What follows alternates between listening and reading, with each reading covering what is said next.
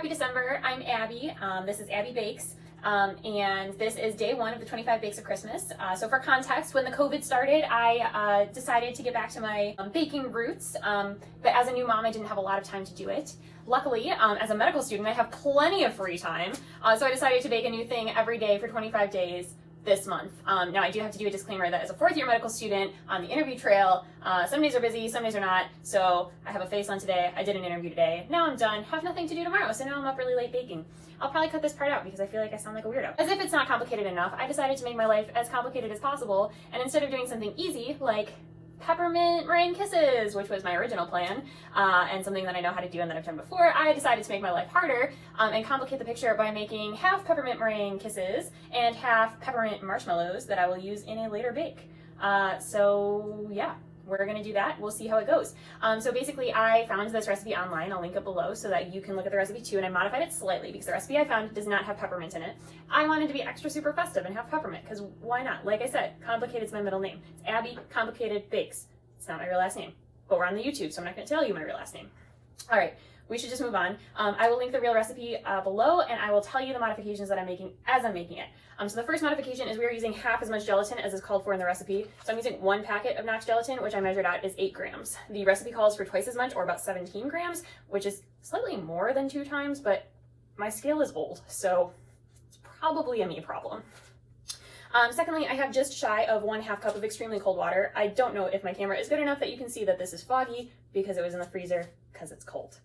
Next, I have 4 large egg whites. They're in I promise they're in there. And I have 1 cup, or roughly about 200 grams of white, just regular sugar. And then I have 1/3 cup of light corn syrup, not high fructose corn syrup, because as a future doctor, I heartily oppose high fructose corn syrup. This is light corn syrup. I think I bought mine at Aldi. So the method for making meringue kisses and marshmallows is very similar up until the point that we add the gelatin. So my plan is to make an Italian meringue, which involves whipping up the egg whites and then adding very, very hot sugar solution to the egg whites while whipping them very fast, and then separate them into 2 containers, and then add the gelatin to only 1 container and leave the other container as pure meringue. Hopefully it'll work.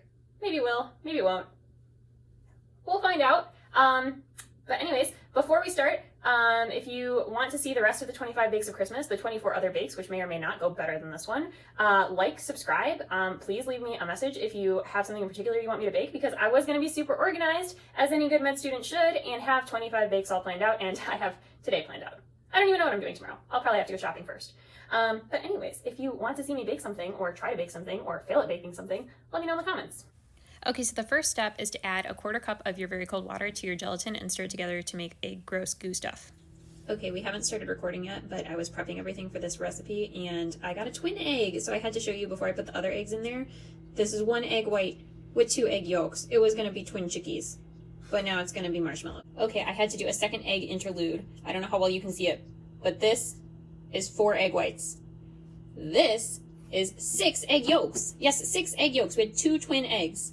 Unfortunately, I'm not a good enough camera person to hold the camera to show you the eggs while also separating them, so you'll just have to take my word for it. The next step is to take your sugar, your corn syrup, and the rest of your water and make a syrup with it by boiling it on the stove and being terrible with a camera, apparently. Once it reaches 245 degrees Fahrenheit, which is something in Celsius, you are going to add your peppermint and vanilla, of which I added 1 teaspoon each.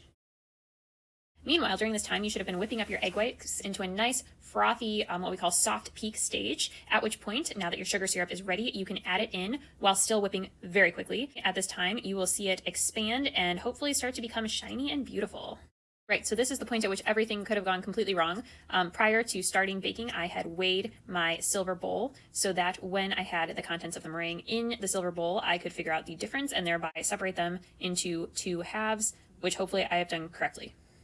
Once I had 2 halves, I added the gelatin to the silver bowl and I left the clear bowl clean and I whipped them until they were no longer hot. Okay, so hopefully you're still with me. I have 2 bowls of white stuff, one of which has gelatin and will be marshmallow, one of which does not have gelatin and will be meringue kisses. I think they've actually both turned out, which was a surprise.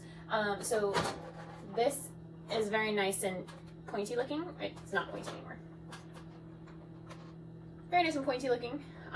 It's formed what we call stiff peaks. It's shiny, it's got a nice sheen on it, and it's very stable, so it shouldn't collapse. The nice thing about Italian meringue, which is the kind we make when we pour the molten sugar into the mixing bowl with the eggs, is that it cooks the eggs while you're mixing it. So obviously you have to mix it really fast so that the eggs don't scramble, but because the eggs are already cooked, you could just eat it as is, which I'm not going to do because I have self-control. But I could if I wanted. So what I'm going to do with that is I am going to swirl in some red food coloring just to give it kind of like a marble-y appearance. It's not going to be like fully pink, but it's not going to stay white either. And I'm going to pipe using a plastic bag small meringue kisses, which I'm then going to bake until they're like firm cookies, as opposed to this like whippy meringue soft consistency. The other one, which is the silver one, is the one with the gelatin, and that is going to become marshmallows. Technically it already is marshmallows, but it has to dry out. So I've never made marshmallows before. I think it looks right. It looks similar to the other one. I would say it's like slightly less shiny, which makes sense to me given what the gelatin looked like before I put it in there. It's also like a little bit less like beautifully like holding its shape.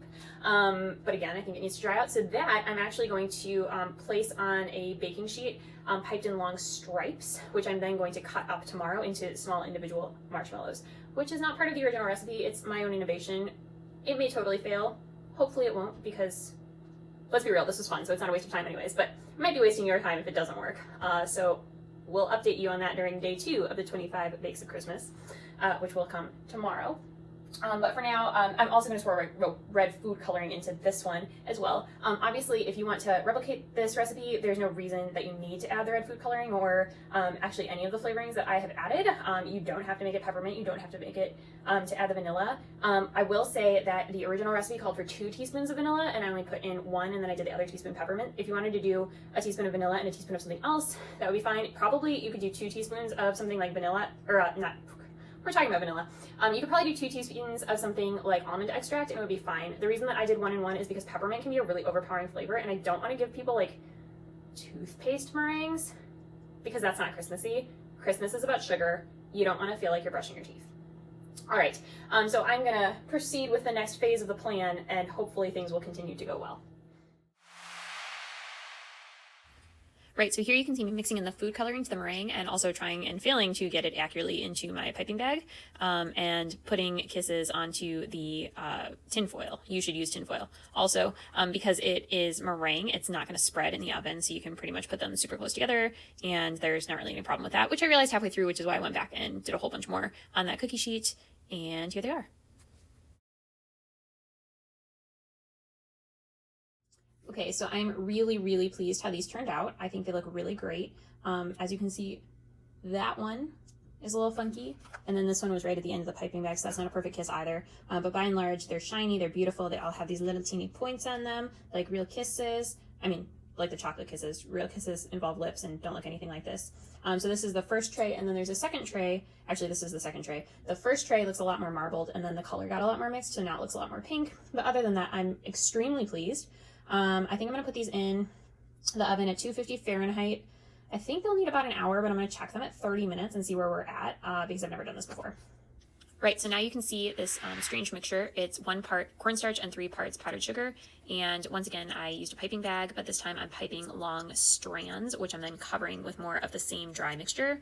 I did it with 3 different containers. One thing that I discovered too late is that it's really sticky. And yeah, so it stuck. Oh well, figure it out tomorrow.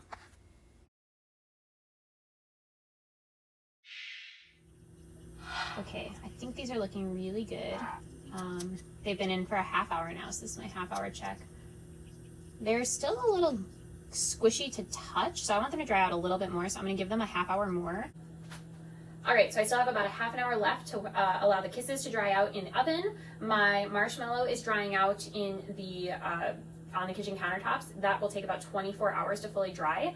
So we'll have an update on that on the day 2 video, which will be posted tomorrow or today, depending on how late I post the day 1 video, because day 1 might end up getting posted on day 2. We'll see what happens.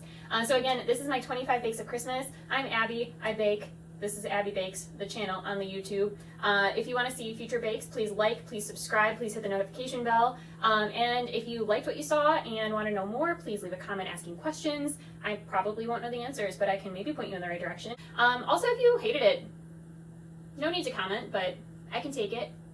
Anyways, as I said, Merry Christmas. I'm not afraid to say Merry Christmas. I know some people really like Happy Holidays. Sorry. Merry Christmas. This is day 1 of 25, and we'll see how it goes from here.